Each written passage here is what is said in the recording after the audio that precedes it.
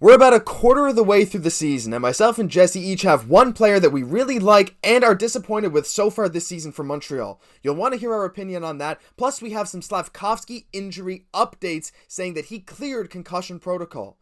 Finally, we have another award for our prospect, Lane Hutson, our favorite prospect here on the channel, so you won't want to miss this edition of Habs Digest.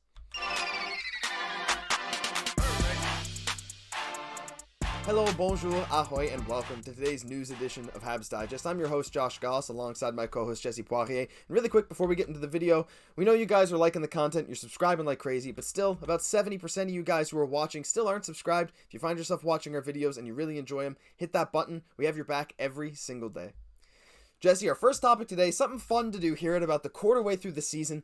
We're going to get our opinions, mine and yours, on one player that we each like and don't like so far this season. Montreal has really been performing well above expected so far this year, and some players are shining, while some others that we were maybe hoping to get some more production from have fallen a bit behind. So, well, without further ado, let's get right into it. Jesse, who is your... Well, I know it's hard to pick just one because we've had so many bright spots, but who's the one guy you chose for this segment today? Well, I'd have to pick our new young captain, and that is Nick Suzuki. And for that, the reason, is quite simple. It's that, he brings so much to this team. He's really stepped up into that captain role in such an amazing way, just being so composed at such a young age. And, at the same time, being such a great two-way player, which I think is so underrated from him. And then also just from his points production, how he's been playing so far this year, I feel besides maybe Connor McDavid and Sidney Crosby, that he is the best pairing for Cole Caulfield in the entire NHL. And the reason for this is that he's such a good passing option to Caulfield. He's so good at making those dishes, that deception as we've seen, but that only holds water if he has such a good shot himself, which he does. So he's really just such a perfect player for the development of Cole Caulfield and just his overall effect on the team, at the face-off dot, playing such a great 200-foot game, helping other players come alive as well. So I think for just all of these reasons, being the new captain, I'd have to put him as the one player that I really like so far this year. I mean, you can't go wrong with that choice, Jesse. That is like... It's an amazing choice because look at all the players we have on this team. There's some great guys. Monahan's been stepping up, some of our young guys too. But Slicknick, the captain, his point production is one of the highest in the NHL, top of the team for sure. And you're right, he's got that perfect shot, perfect setup man for Cole Caulfield. Plus, what do you think about the chemistry with him and Caulfield? What role do you think that plays in Caulfield's development too? Just both being young guys trying to make a name for themselves in the league. Well, that's exactly it. And that's why I would actually, only probably put Connor McDavid ahead of Nick Suzuki, of who I'd like to see centering Cole Caulfield because of the age. Because that's the other factor, right? Is we're going to see them together for such a long period of time. And even Nick being a little bit younger than Connor, so we're going to see them for even together, even for longer than that. So I think it's just absolutely just a match made in heaven. The way that they play together, they just complement each other so well, and I don't think we'd see either player doing what they're doing right now if it wasn't for the other. No, and I think you're bang on with that, and I think that's an amazing choice for the guy that you've been super impressed with so far this season. Now, I didn't want to say the same name as you, but I actually, when we discussed this, I didn't have the same name as you, and while I've been super impressed with Nick Suzuki, my choice today is Kirby Dach. I'm sticking with the young guns, right? Sticking with the first line. Kirby has been phenomenal so far this season, and his performance the other night against Chicago, capping off that game with the shootout winner as the crowd was booing him from the heavens. What was that? It's Kirby Dach. It's him lighting the lamp again, hearing the sirens in the Bell Center to come for the years to come. He has been phenomenal this year, so much better than we could have expected. He's on pace to completely shatter his personal best for points in the season, and that includes a season where he was playing a lot of time with the likes of Patrick Kane. I mean, he has been such a nice surprise. I mean, we knew he was a top pick just a few years ago. He was going to be the captain of the World Junior team before that horrific wrist injury. But he's come into the league and he's played okay in Chicago. Seemed a little scared to shoot. A lot of Chicago fans said he was scared on the board battles. But with Montreal, he's been big, physical. He's shown his scoring touch. But more importantly, he's shown his chemistry with Nick Suzuki and Cole Caulfield and his ability to play that perfect tandem role with them where he does exactly what he needs to do, win the battles on the boards, feed it out front to them, and let them do their work. Jesse, what do you think of my pick at Dach? Do you agree that he's been a nice surprise so far this year too, before we get into the players that we've been a little disappointed with? Yeah, absolutely. And one of the biggest things that jumps out for me in Kirby Dach's game is just his composure on the ice. He seems like his hockey IQ is really developing every game. And yeah, just his placement and overall composure, keeping level-headed, throughout the games, very smart with his passes. We're seeing that he has an amazing shot. Like, I'm just so blown away. Like, just for his frame, for the future that he's going to have in the NHL, like, do not underestimate this player going forward, because I don't think we've just seen the tip of the iceberg basically with him so far. For sure. I mean, size and skill, it's a dangerous combination, and he looks like he's putting it together at a very young age. All right, well, that'll do it for the players that we like. We got Nick Suzuki, Kirby, Dach, and of course some honorable mentions to lots of the other guys on the team. We can't say everyone that's been playing well. It's not to call out anyone else that you may have had. Let us know in the comments who you guys have as your one player that you've enjoyed and one player that you've been a little disappointed with. Jesse, well, let's get into this next topic here. Who has been the one player that has maybe disappointed you a bit so far this season?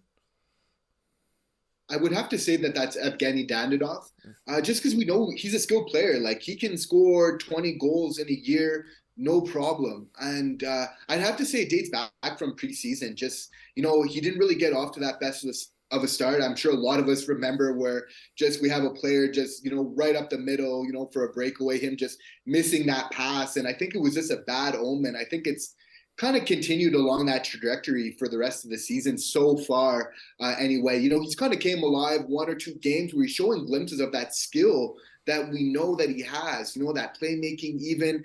He just hasn't been able to really put it together so far. What I'm really just looking for from him at this point is really the effort, which I feel has been missing so far. So that's why he's the player that I like the least so far this season. Yeah, I mean, early in the season, I remember I put a poll up on the community tab asking whether people would rather start Hoffman or Dadonov in most games, and I bet you if I put it up again, they would rather Hoffman. Don't forget, Hoffman's had 6 points in his last 6 games that he's played in, not injured, because Dadonov has just, like you said, Jesse, we've seen these flashes of skill, these flashes of brilliance almost, where he flies up the ice. It looks like a completely different man, completely different player.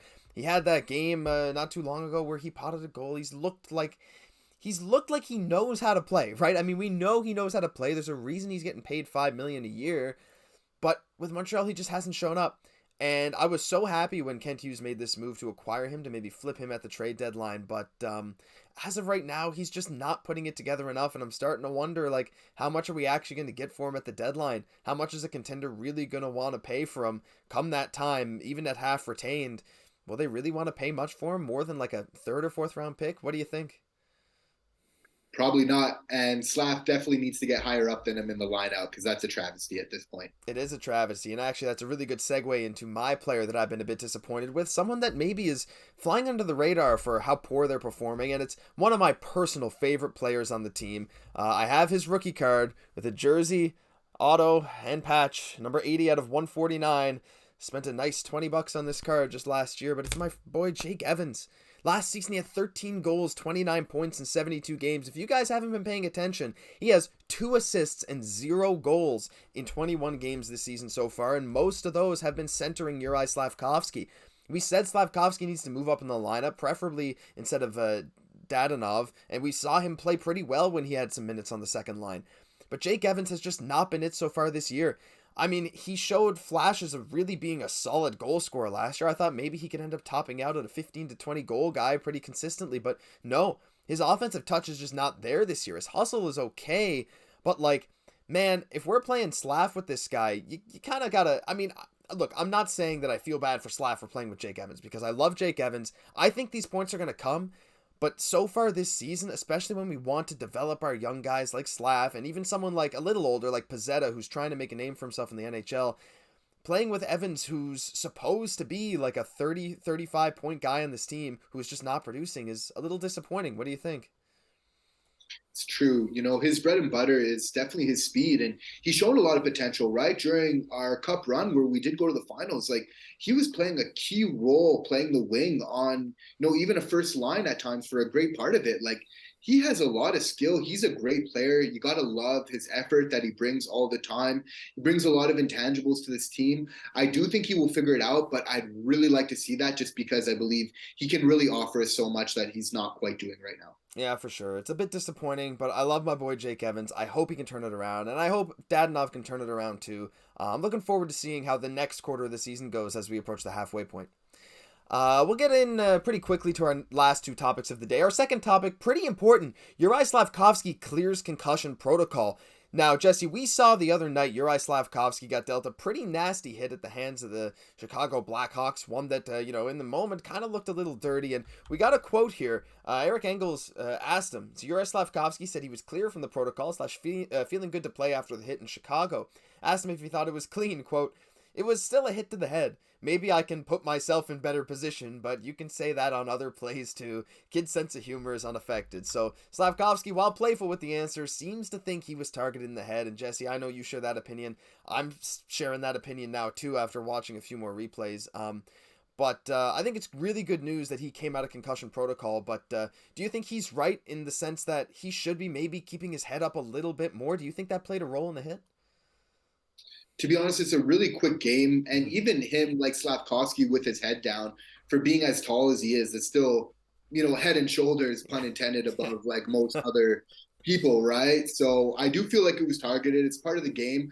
I think, it's, yeah, definitely part of just the growing pains of just kind of learning how to play in the NHL. Like, this is a very real possibility. It's a very physical game. So, it's not the end of the world. A couple of bumps and bruises, I think it'll be all right in the end. Yeah, I hope so. I'm just really glad to see that he cleared concussion protocol because we were all worried. I believe we saw him on the bench at the end of that game. We've mentioned him in the last couple of videos, but it was really reassuring to see that tweet today from a reliable Habs insider saying that Slafkovsky's okay, he's in good spirits, and he could even make a joke about the hit in hindsight. So that's good. And the quick final topic today. Our favorite prospect, Lane Hutson.